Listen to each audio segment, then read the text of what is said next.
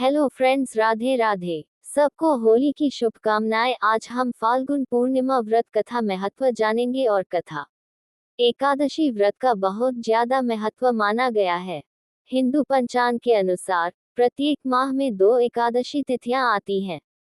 फाल्गुन मास की पूर्णिमा का विशेष धार्मिक महत्व है।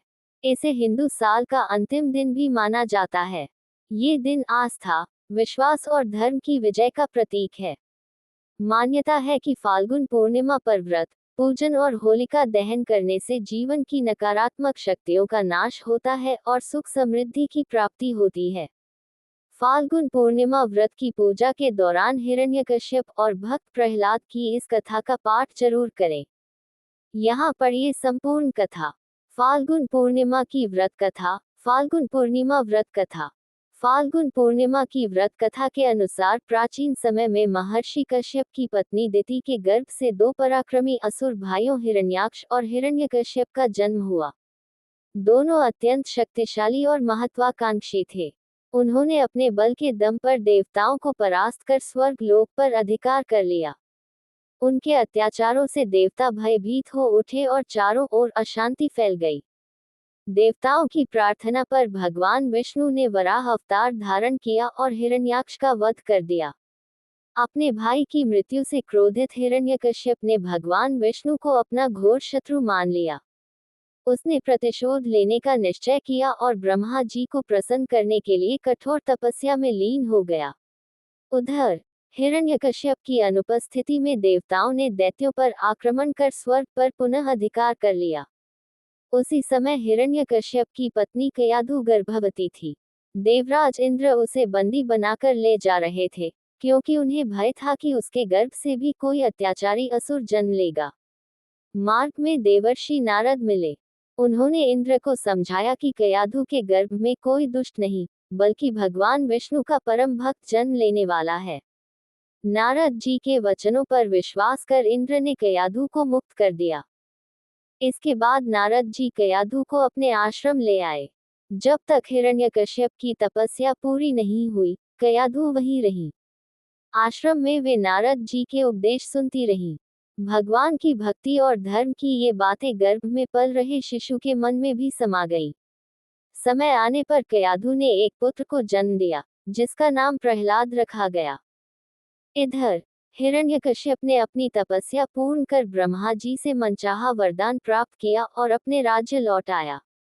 प्रहलाद धीरे धीरे बड़े होने लगे और उनकी शिक्षा दीक्षा प्रारंभ हुई। एक दिन जब हिरण्यकश्यप सभा में बैठा था, तब प्रहलाद अपने गुरु के साथ वहां पहुंचे और पिता को प्रणाम किया।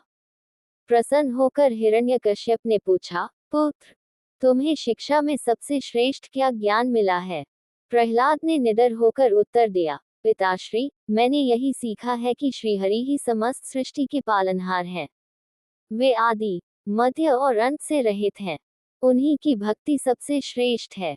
अपने पुत्र के मुख से विष्णु भक्ति की बातें सुनकर हिरण्यकश्यप क्रोध से भर उठा। उसने गुरुओं को दोषी ठहराया, लेकिन उन्होंने स्पष्ट किया कि उन्होंने ऐसी शिक्षा नहीं दी। तब प्रहलाद ने कहा कि यह ज्ञान उन्हें स्वयं भगवान से प्राप्त हुआ है, जो प्रत्येक हृदय में विराजमान है। ये सुनकर हिरण्यकश्यप का क्रोध और बढ़ गया। उसने प्रहलाद को समझाने की बहुत कोशिश की, लेकिन जब वह असफल रहा तो उसने उन्हें दंड देने का आदेश दे दिया। सैनिकों ने प्रहलाद को अनेक प्रकार की यातनाएं दी, कभी ऊंचाई से गिराने का प्रयास किया, कभी विष देने की कोशिश की, लेकिन हर बार वे सुरक्षित बच गए। उनकी अटूट आस्था और भगवान की कृपा ने उन्हें हर संकट से बचाया। होलिका का षड्यंत्र। जब सारे प्रयास विफल रहे, तो हिरण्यकश्यप ने अपनी बहन होलिका को बुलाया, जिसे अग्नि से न जलने का वरदान प्राप्त था।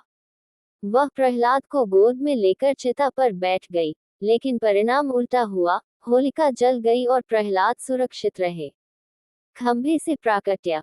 अंत में जब हिरण्यकश्यप ने चुनौती दी कि तेरा भगवान कहाँ है, क्या वह इस खंभे में है, तब भगवान विष्णु ने नरसिंह अवतार, आधा शेर आधा मनुष्य, धारण किया। अहंकार का अंतः भगवान नरसिंह ने हिरण्यकश्यप के वरदानों की सभी सीमाओं का सम्मान करते हुए न दिन न रात, न अस्त्र न शस्त्र, उसका वध किया और धर्म की स्थापना की। इसी घटना की स्मृति में फाल्गुन पूर्णिमा की रात होलिका दहन किया जाता है। ये कथा सिखाती है कि सच्ची भक्ति और अडिग विश्वास के सामने अहंकार और अधर्म टिक नहीं सकते।